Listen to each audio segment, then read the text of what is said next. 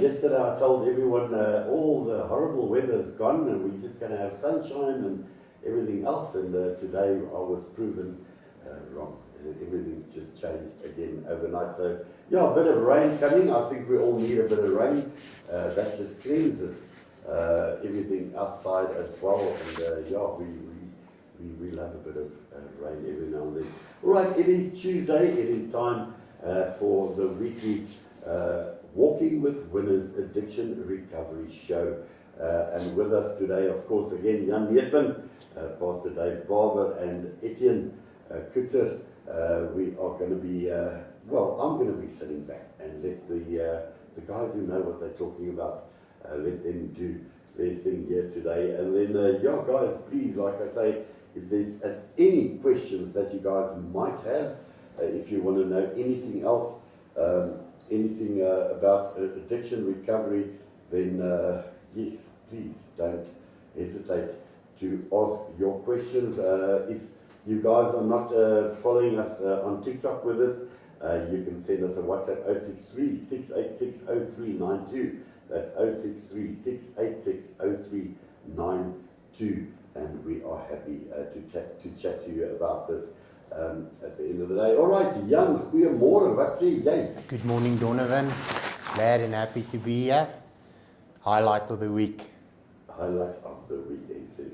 And Pastor Dave, yeah, also always nice having you here. Yeah, I don't think you understand really how much value you add to these Tuesdays. Well, thank you very much. I was just wondering what time the people that know what they're talking about are going to be arriving that you mentioned. Just wondering. All those people, that's you, sir. That is you. I'm keen to meet them. En natuurlijk Etienne, hoe gaan dit met jou vandag op die dinsdag?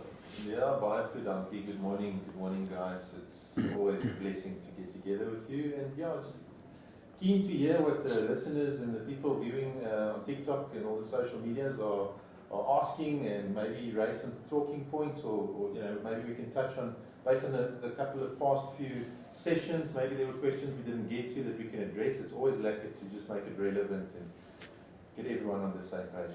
Absolutely, and yeah, I want to kick off by, I saw during the week that there was a bit of a march with SAPS, some of the CPFs and Midvaal municipality and the mayor, a march against drugs. I don't know if you guys knew about this. Now, I think it's something they should have promoted much more, and something that they should have put out on social media much more, because there was quite a contingency of high-end police officers and our mayor, Peter Teixeira, walking around with these signs saying stop drugs and stop drug abuse. Now, I think this gives us a platform at the end of the day to go to these guys, you know, and say, listen, we all know there's problems. Blackguards, it's not going to solve this issue. So, yeah, Pastor Dave, I'm going to throw this ball straight into your court this morning and say, you know, blackguards, yes, it's all nice and walking up and down and toy-toying about drug use, but it's not going to solve the problem at the end of the day. So what is your input on something like that? Okay, so first of all, very strange that those in the fight aren't invited or informed. Exactly. Of something like that. Second of all, my old drum that I beat all the time, why are you not utilizing the resources? In other words, those that are most affected by the problem, why aren't you utilizing those resources to accomplish your goal of attacking the problem? You know, you're relying on your own resources in terms of intelligence and all that type of thing. Why aren't you speaking to the guys that were very recently right there in the mix? which I've utilized to a certain extent, and I've sent through information to members of crime intelligence, and we've received no feedback, no nothing on any of it. So, I found it, let me draw a comparison. Having a march against drugs with the police is like the alcohol companies telling you to drink responsibly. It just, I'm really, you've actually just struck a nerve. I came here in a good mood and you've just shot a rocket at me. I'm good like You know that. what, let me tell you my view. Let me tell you my 100% view on this whole story. No one really wants to help. No one wants to help. People only, and I'm speaking to you politicians, all of you, across the board, police, I don't care who you are, right? You don't really want to help. You're not doing it to help the addict. You're not doing it to help the family of the addict. You're not doing it for your community. You're not doing that. All you're doing is you're trying to present a facade of trying to help, because if you really wanted to help, the political will would be there to actually help. So let me give you an example, okay? Let's talk about Midvaal. How many recovery centers have you built? How many addicts have you personally sent into rehabilitation other than your own staff? Okay, so this walking around with placards, and to quote Akumalo, who I follow very closely and I'm a big fan, okay, when these guys want to have these political marches, he said, what's the point? What are you marching what? At the end of a march, what have you accomplished other than sore feet and a sore throat? You've accomplished nothing. Zero. Zip. We don't need to be made aware that drugs is a problem in our communities. Walking around with placards, you're telling us what we already know. You're literally preaching to the choir. What action are you taking? What actual physical action are you taking against this problem? And we as the addicts, we can see that you're doing nothing, because let me tell you about us as the addicts. We don't fear the police. We don't fear the police. No policeman has ever stopped an addict from going to score drugs, ever. Ever. So, your placards and your pretend, we trying to sort out the problem, rubbish, really doesn't fly with me. Until you really take your gloves off and get your hands dirty. In fact, maybe I don't even want to be at a march like that. I mean, what's the point? What have you accomplished with your march? Show us the stats of how many lives have been saved and how many addicts' lives have been irreversibly changed for the better by your little march. Show me. And in the same breath, I'm aware that crime intelligence with narcotics is something like 4 members or 5 members nationally to fight this problem. There's please man, it's a joke. It's an absolute joke. It's a joke. And that's the way I feel about it. And let me tell you another sad thing. I wake up this morning to this wonderful news, all right, that the general implicated in drug dealing, the general implicated in having close ties to Motlala and these oaks, is now in court fighting for the right to go back to work while still fighting a criminal matter in which he has been directly implicated as working with cartels and criminals. And he's now fighting to go back and give instructions to the police. Where are we living, Donovan? What? Listen, is this a construct? Are we living in some kind of a Xbox game? Is this Grand Theft Auto here? What is this? What is this? It's the exact same logic. Let me tell you, all right? That puts, we're watching Israel-Gaza very closely, and we all have views on both sides of the equation, whether it's political or religious or whatever our views are there, right? But we've got this disaster now in Gaza, right? We all understand. People are suffering. The place is, well, a large portion of the place is rubble. A large number of innocent civilians. Now, I have my own views on whether people that support terrorist organizations hide them away and allow them to fire rockets and attack other people from schools and hospitals are really innocent civilians. But let's assume they're innocent civilians, okay, that are suffering due to this entire conflict, okay. And these two super clever, top of the range, intellectuals, all right, decide that it's a good idea to take AK-47s and open fire on innocent people at a bus station, knowing what the results of the last attack have brought to people. What kind of mind is that? Tell me. Who does that? You know?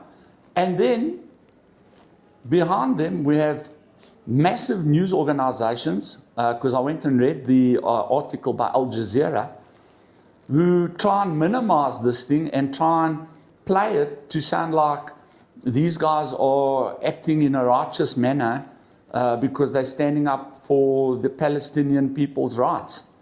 Now, I can tell you something. If you're not eating today because you're in the middle of an armed conflict, whether or not your rights are applicable are the least of your concerns. What you want is something to eat, somewhere to stay, something to wear, and so on. And what these guys done is they've set back that entire conflict by another year minimum.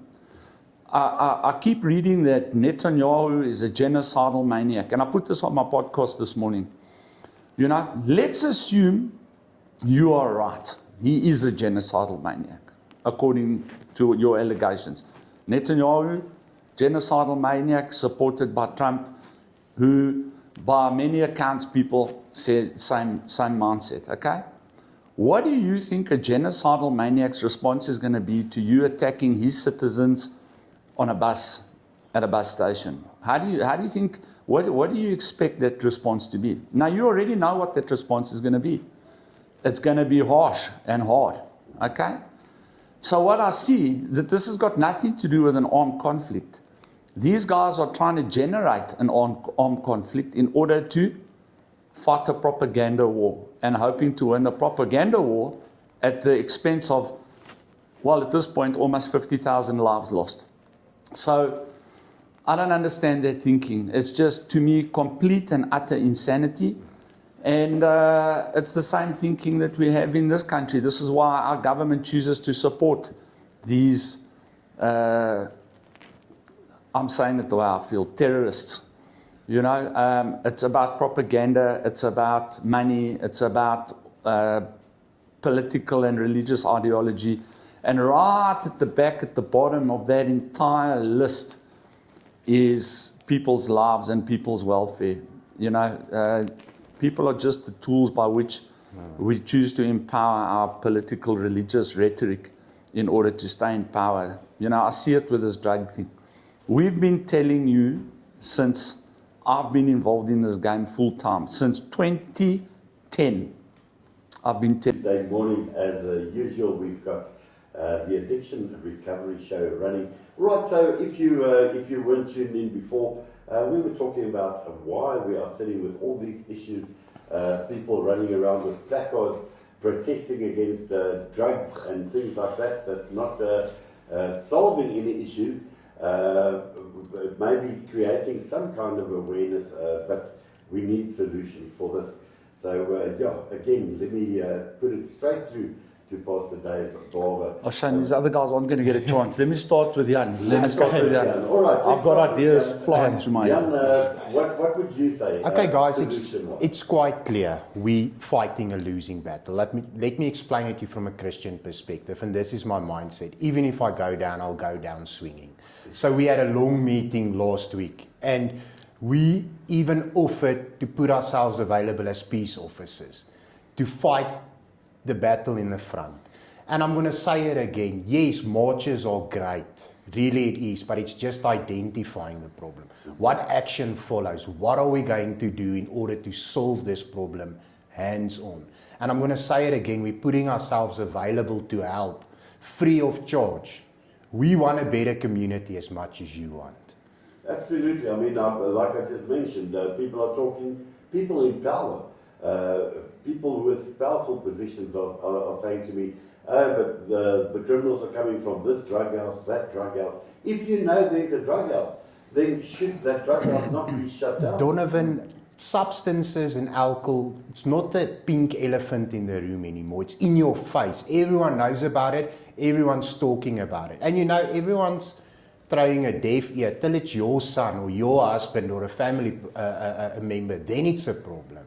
Can I tell you, as a recovering addict myself, I mean, the public out there, if you've not been on drugs, if you haven't gone through that, in their eyes, it's not a problem. There is no problem because they think it's as easy as, you know what, you feel as shite, stop using drugs. It's as simple as that. And there we go, the problem solved. Let's move on. So yeah, I don't know, Etienne, before we get to Pastor Dave, you know, so I think education is very important though, for those who do not understand the problem.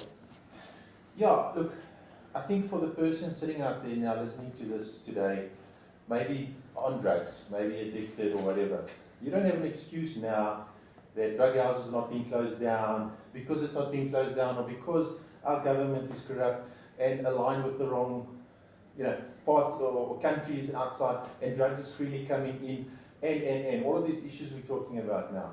You've got to take responsibility for your life. You know, there's a wonderful rehab, walking with winners, come and talk to them.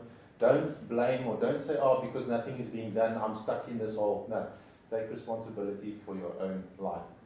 Absolutely, but then again, you have, like I say, the public out there who do, they honestly do not understand the how big this problem really is, and that in their eyes, it's if you're on drugs, stop. You know, so I think people need to understand out there the non-users, the non-addicts. Yeah. If they understand the problem and how big it is and how difficult it is, they might be able to assist more with the people that they're struggling with. Pastor Dave? All right, here we go. You'll never stop the drug problem until you close the borders. Point one, the borders must be closed and we need to get proper measures in place at our ports. Step one. Step two, we have to reinstitute a national drug enforcement agency headed by people who are not motivated by statistics but are motivated by results. Number three, the entire education system has to be overhauled in order that we can involve ourselves in the education and rehabilitation of children while they're still at school. Number four, the big one, all right?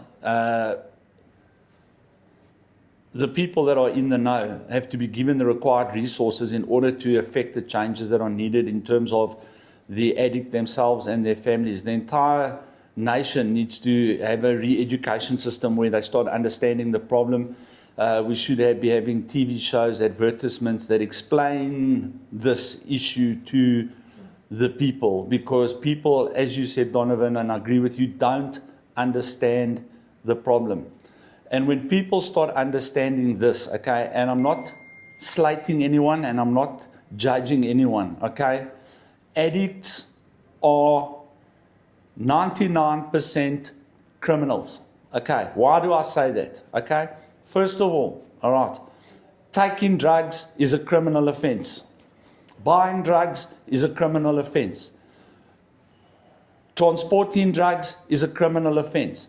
And not only are those criminal offenses, drunken driving is a criminal offense. Driving under the influence of prescription medications is a criminal offense. All right, you are not allowed to operate a motor vehicle while impaired.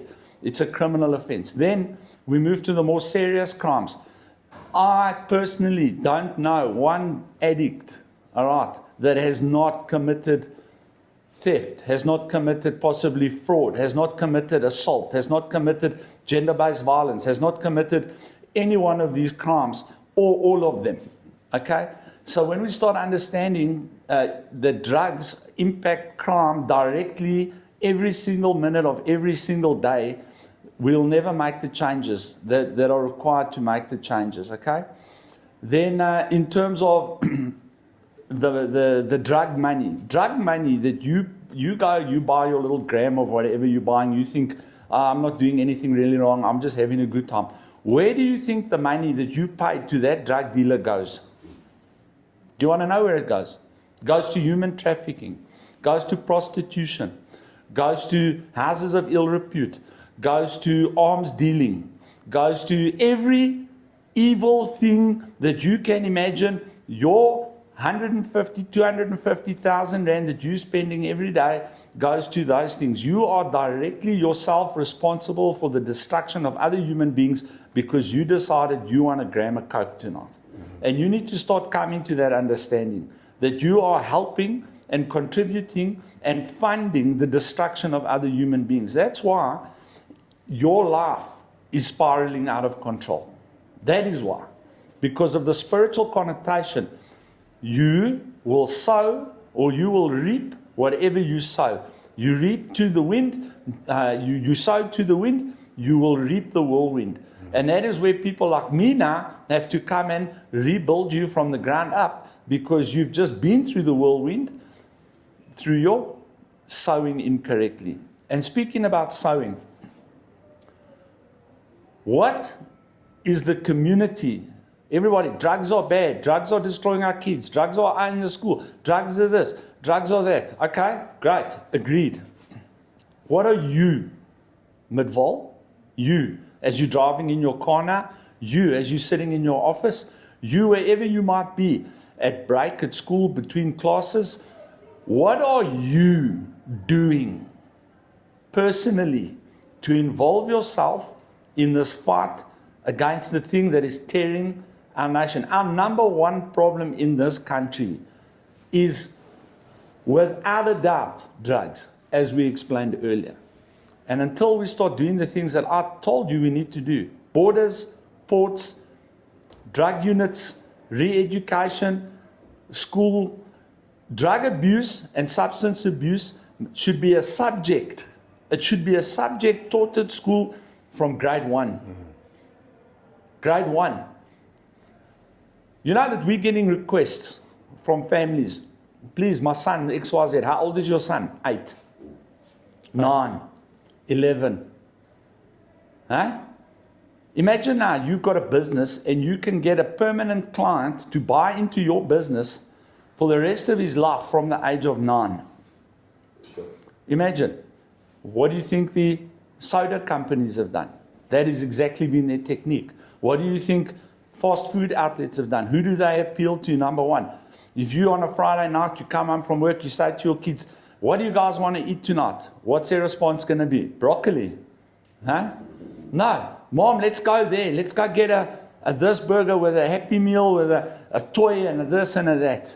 This is the target market. The target market is the youth, because if you get the youth hooked, they're customers for life. And what are we doing about it? What are you doing about it? Other than complaining and talking to your friends and, het jy gehoor? Jan se seun is in rehab. Dis 'n skande, maar jy weet nie, jou eie kind sit nou, terwyl jy daar sit en gesels om die braai, sit jou kind in sy kamer en is besig om crystal meth te rook. Maar jy's te blind om dit te sien. Want jy's te besig om skynheilig te wees oor Jan se kind wat iets doen oor die probleem. Wat doen jy? Wat doen jy? Dis my vraag. So what can be? I've explained it. I've explained it. We need, you know what, hey, we need people like Jan, myself, and others that have caught fire about this issue, because it's destroyed them, it's destroyed their families. They're trying to climb this massive uphill to get their lives back together, but they're the only ones who understand the problem. You know, first thing people ask us in our rehab, do you have a psychologicalist to help? Listen, if a psychologicalist, all right, or a psychiatrist, all right, could have helped you, you wouldn't be in the problem now. You need people like us that have fought this battle hand to hand with the devil, with God's help, have come out the other side and understand the problem. You can't learn this problem in a book. You can't learn how to defeat this problem in a book except one book, the Bible. That's the only place you're going to find the answers to this problem. Why? Because it changes mindsets, it changes behavior patterns, and it makes people want to be better people. That's why it works. And of course, if you want to go metaphysical with me for a second, the empowerment of the Spirit by the Spirit of God to do these things and activate the conscience. So until you start realizing that it's people like myself, Etienne, Donovan, and Jan who've fought this thing, have overcome this thing, and we are actually the experts in this field. And you use us to beat the problem, this problem is going to stay with you. You know, Donovan, it's the funniest thing on our way here. I follow the DA in the Midwall on Facebook a lot, and there's a certain member, we all know who he is, he's fighting it from the front.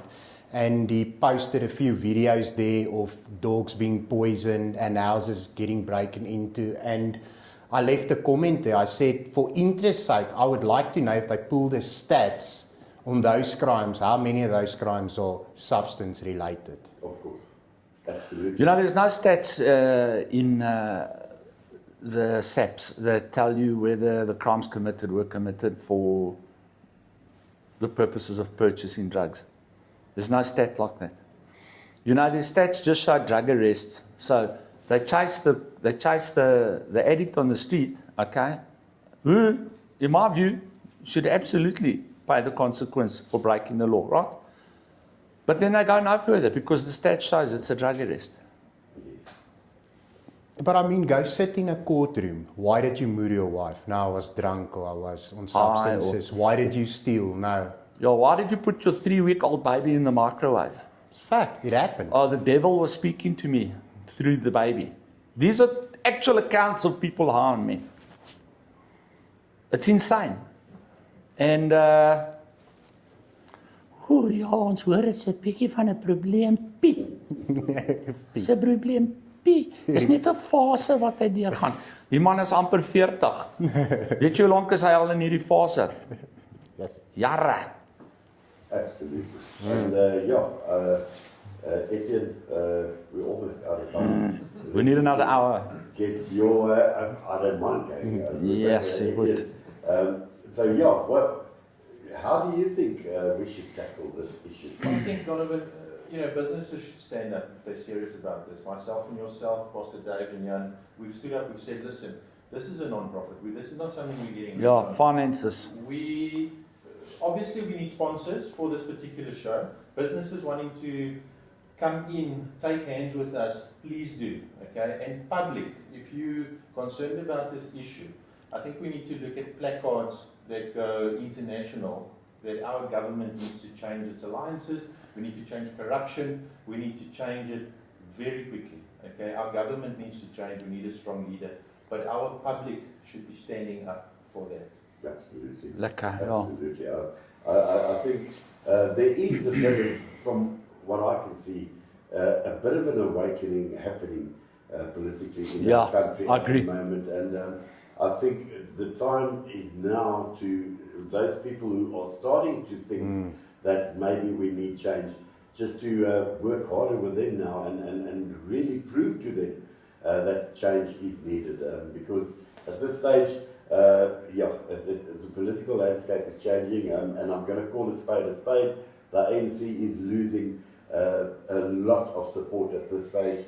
I think they've just dipped under 30% today. Who's going to take over from them? Good question. Yeah. That's the problem. The system must change. The system must change at the end of the day. All right, we are completely out of time. I'd love to carry on with this. I think we'll hit a pause and carry on next week with where we are now. So ladies and gents out there, I think the sooner we all start realizing how big the problem is and how drug use is causing a lot of issues in this country as it is.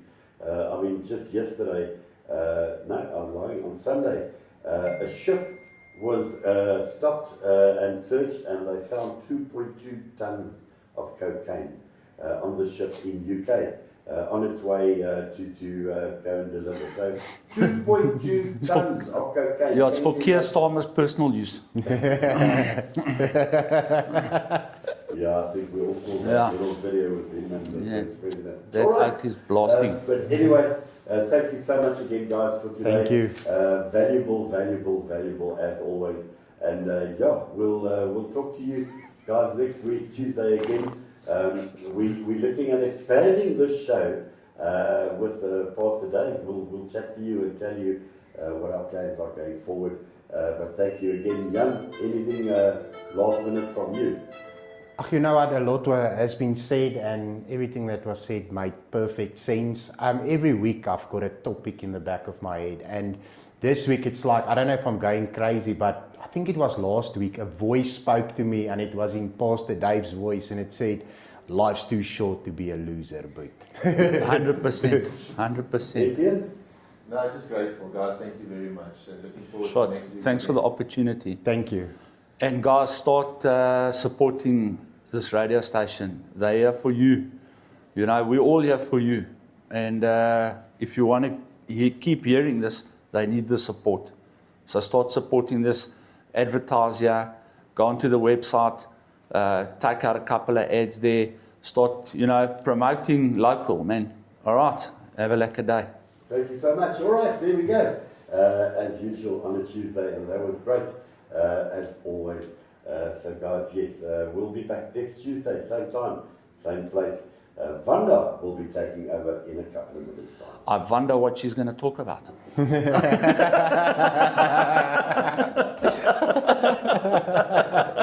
Becoming millionaires off this podcast, what we're doing right now. This is community based. This is right here has got to do with what maybe they were trying to get right by lifting those placards in the air. We are busy giving our time and effort and resource, right, to truly help this community get free from addiction. And we've walked the road. We've physically paid the school fees, got the t-shirt, we've learned the lessons and got through processes of reaching that recovery stage. So there's a lot that we can do to assist and to help. So this is a call to the government to say, guys, stop the publicity stunts. We are here. The resources and the vehicle to help have success over this is right here. And corruption, okay, that's the biggest thing. Stop corruption and everything down the line will flow, because those same police and same government official, I'm not saying exact same, I'm generalizing here, okay.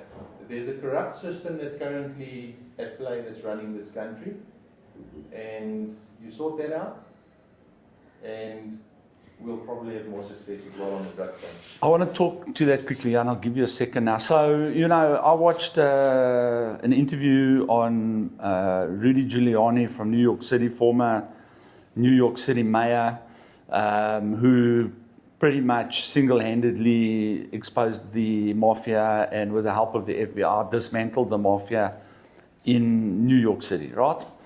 And he obviously has got connections and access to data that us just simply don't have.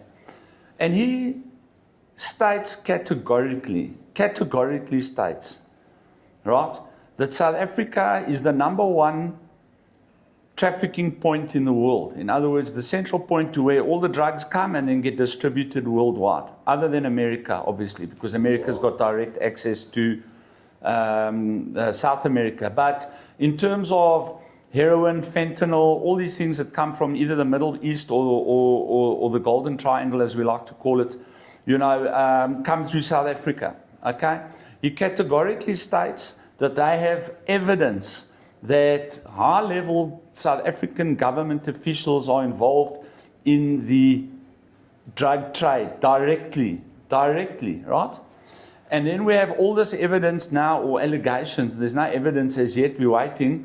This is another component of contention where the ad hoc committee are now fighting with the Judicial Commission of Inquiry as to who has got the first rights to interview. It's all a flipping smokescreen to drag this thing out as long as possible until we sort of until hopefully, and they're hoping for this, that they can find a diversion scandal that they can move the entire nation's attention to.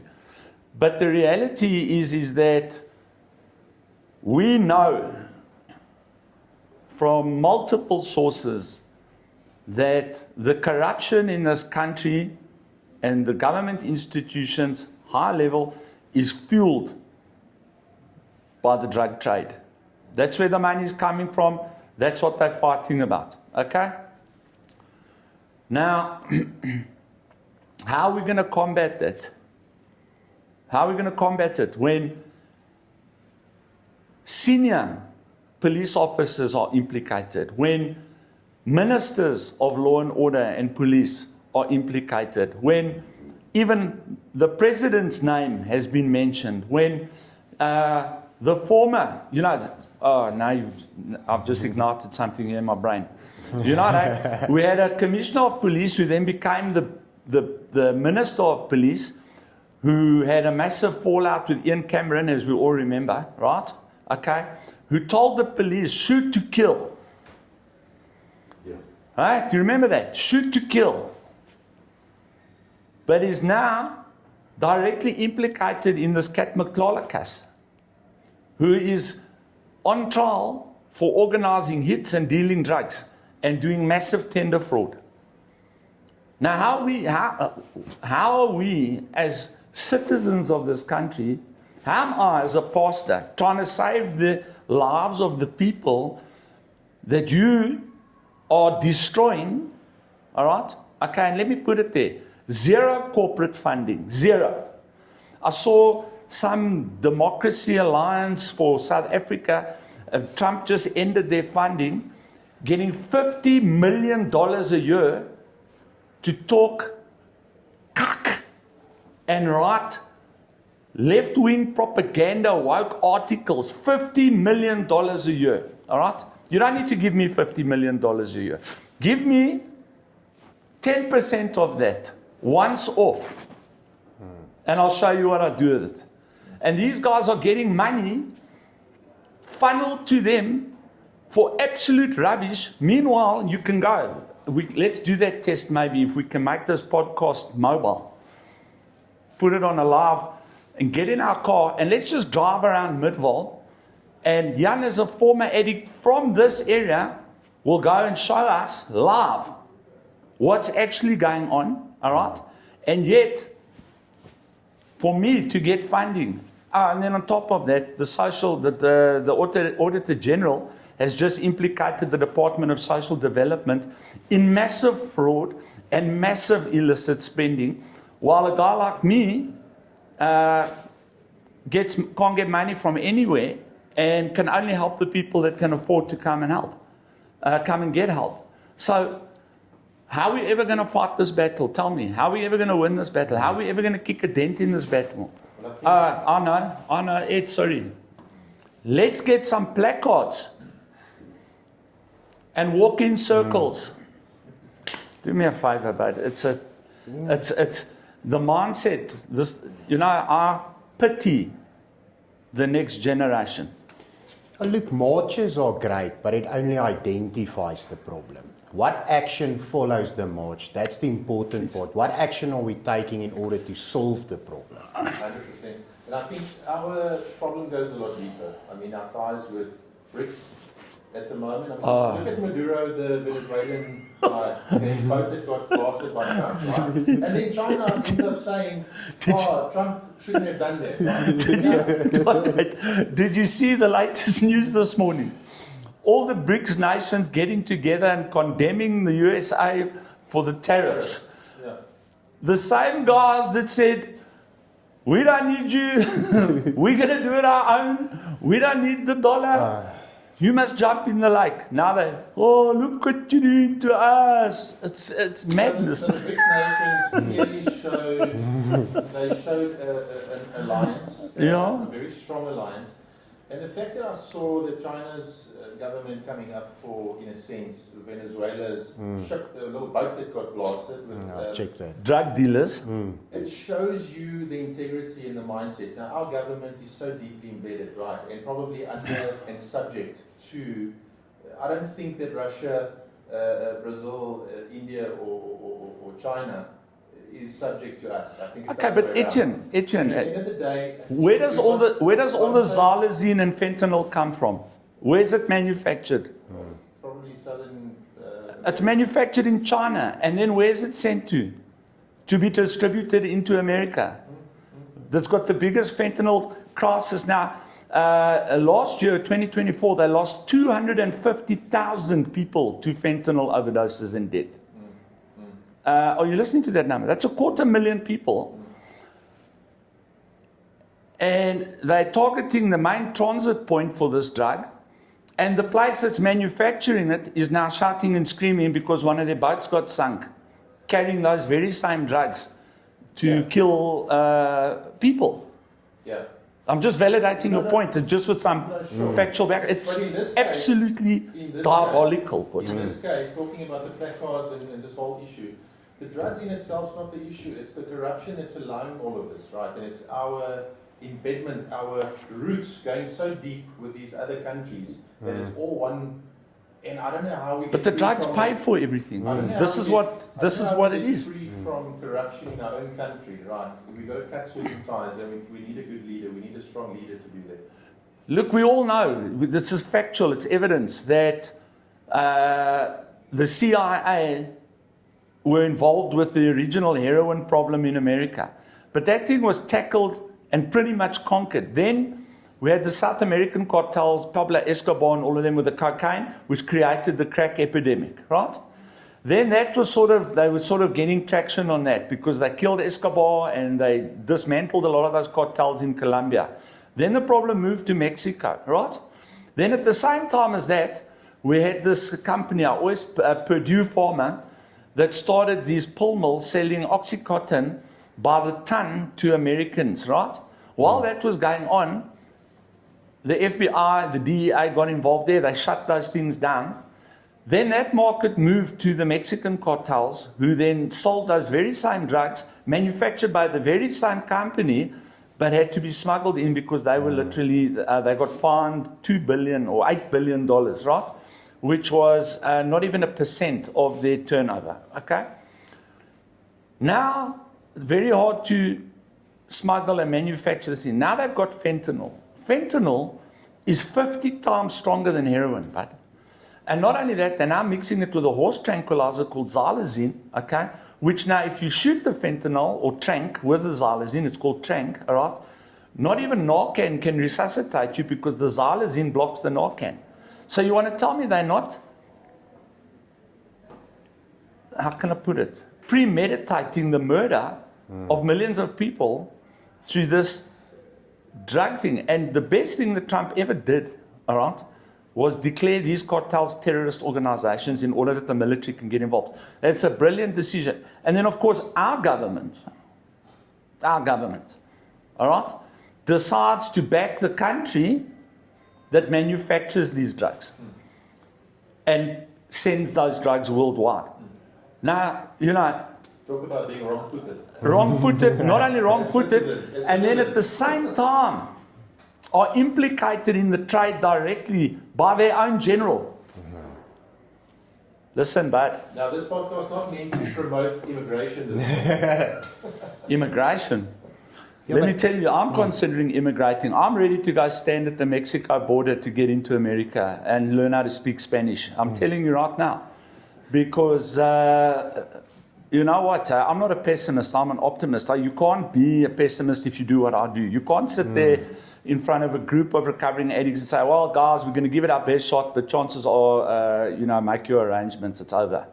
But You know- you've got an amount of Joe public citizens, that's sitting with this wrong-footedness from our government's perspective, side, and you're sitting with these leaders that are putting you in such harm's way. And what must Joe public be thinking? Can I give myself a punt here? My Facebook event that's coming up. Monday. Now you must understand, I belong to a certain political party, all right? And I'll be open with everyone. And I belong to it because I believed in the man that led it, which was Neil de Beer, right? So I joined that party, okay? And I'm going to remain part of that party as long as they move in the same direction with the same vigor as Neil, okay? But on Monday, I'm interviewing a lady named Lauren Bernardo, who is the founder of the OHM, okay? And the reason I'm willing to speak to her is because, and you can go look it up on the internet, OHM, right? is because she is proposing a complete overhaul of the entire system. Removing party politics and putting politics in the hands of individuals. In other words, if I want to run Midvaal, I don't come as, let's say, Mr. Texera as a DA representative, I come as Mr. Texera. And based on what people hear from Mr. Texera, people vote then directly for Mr. Texera to become mayor. There's no party story involved. Now, if you go read the entire manifesto, it is exceptionally interesting to see the ideas presented. Now, I'm interviewing this lady on Monday, 7 o'clock, live on my Facebook page, Dave Barber. You can just find me there, Dave Barber. And I would recommend we all listen to what she has to say, because it's a revolutionary idea, and it's something that's in my mind as well. It's, this entire system must go. People are saying, oh, Ramaphosa. No. To be replaced by Ramaphosa or Zuma 3.0. You know what I mean? No, we're not accepting that. This whole thing must change. The constitution must be looked at. Because of the past injustices, this constitution was rushed. And that's by Akamala. I'm following Akamala's lead. He says it. Things must change in the constitution. There must be amendments made, because the constitution is almost guaranteed the situation that we're sitting in right now. All right, perfect. We're going to take a quick break. Then when we come back, Give it to Jan. He hasn't said a word. No, I love it when you're on fire. Well, when we come back, You are mental. we've now identified why we are in this situation and why, what the real problem is facing The world. us, the world at this moment. So we'll be coming back with some solutions. Black Heart, Yeah. stop corruption. After this, we'll come back with some solutions. All right, guys. Lekker. Thanks, Don. Thanks.